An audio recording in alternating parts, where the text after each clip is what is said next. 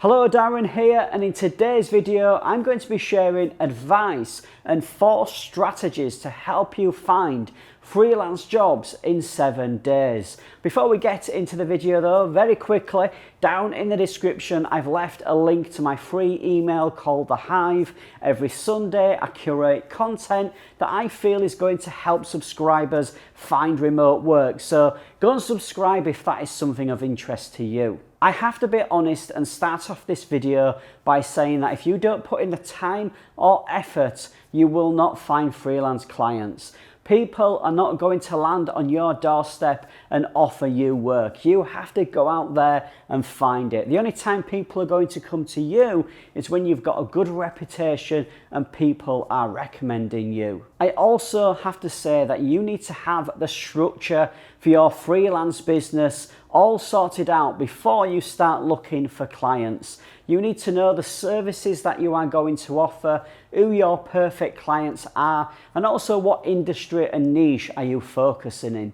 That is really important. Down in the description, I've left a guide to help you set up a freelance business, the steps that you need to take to get started. So the first strategy is using Facebook groups, and I know we're all becoming fatigued with social media, especially Facebook, but it's still very powerful to attract those perfect clients. What you need to think about is who is your perfect client and what struggles and pain points are they having? Where are they going on Facebook groups to ask the questions around the services that you offer? So to give you an example, let's say a restaurant owner has this beautifully designed website, but they're not getting anybody onto that site and they are looking how to build an audience online. You do that as a service, you are specialized in that area. So they're going to go onto specific Facebook groups and ask that question. You can jump in, give them some value, answer that question, but also say to them, look, this is what I do for a living. I would love to help you out. I would love to chat to you about how I can help you move your business forward online. And then you start that communication. Initially, it'll be within the comments, and then it'll progress into Messenger, and then maybe onto a phone call. So it's a great way to find freelance clients. It does take a little bit of time, but you can definitely find a client within 7 days if you are smart and do the research and figure out where your audience is on Facebook. The second strategy is client outreach. And the way you do this is identify 6 to 10 businesses where you feel your services would really benefit them and help their business grow. What you would then do is trying to find out the name of the business owner and their direct email address, just because that increases the chances of getting the email direct to the person who's going to be making the decision. So that's going to take a little bit of time. The next thing that you do is think of an eye-catching subject line, something that's really going to stand out in their email inbox. So get creative with that. The email itself though should be very, very brief.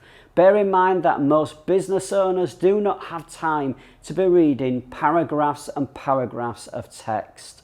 What you ideally need to do is for the first sentence, give them the value, give them the benefit for their business of hiring you.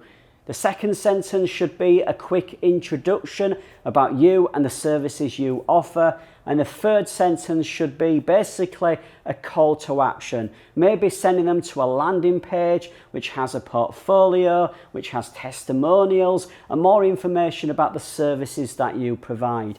And that is all. If they're interested in the services and the value that the value that you bring to their business, then they will contact you. Strategy number 3.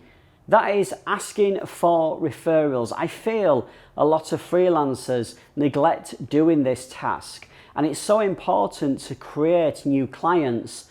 What you would do is send a very brief email to your previous and current clients, especially if they are really happy with the work that you've done, and ask them if they know of any businesses that would benefit from your services.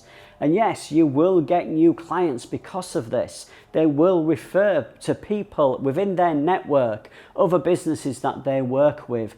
Definitely do that. You are missing out in potential work and money by not doing that. Now you might be thinking, Darren, I don't have any clients, I can't do that. Well, the next best thing is to create a post on Facebook and reach out to family and friends and tell them that you are freelancing. Send them a link to your portfolio and website for the services that you offer. Make sure that the post is public so that they can share it. Again, a great way to get new clients. My first freelance client was by doing exactly that. A friend contacted a business, and yes, my first client was through a friend's referral. So definitely do that. Strategy number 4 is the most obvious, which is why I have left it to the end. But that is finding work on freelance communities and job boards. There's sites like Upwork, People Per Hour, Fiverr, of places where you can create a profile and showcase your skills and knowledge, and then reach out to companies that are looking for somebody with your skills. Now, personally, I feel that freelance job boards are just not something that you should really focus on. Ideally, you need to build your own client list. You don't want to be relying too much on third parties. You really need to be in control of your clients in respect of you need to have a direct contact with them rather than having to do it through a community, a platform, a freelance platform like these sites that I've just mentioned.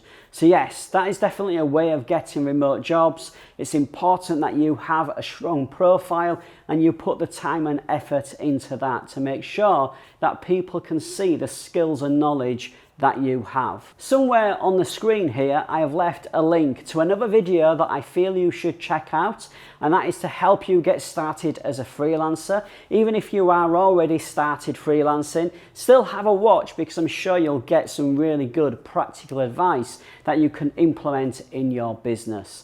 Also, if you are new to the channel, please do hit on that subscribe button, leave any questions down in the comments. See you all very soon.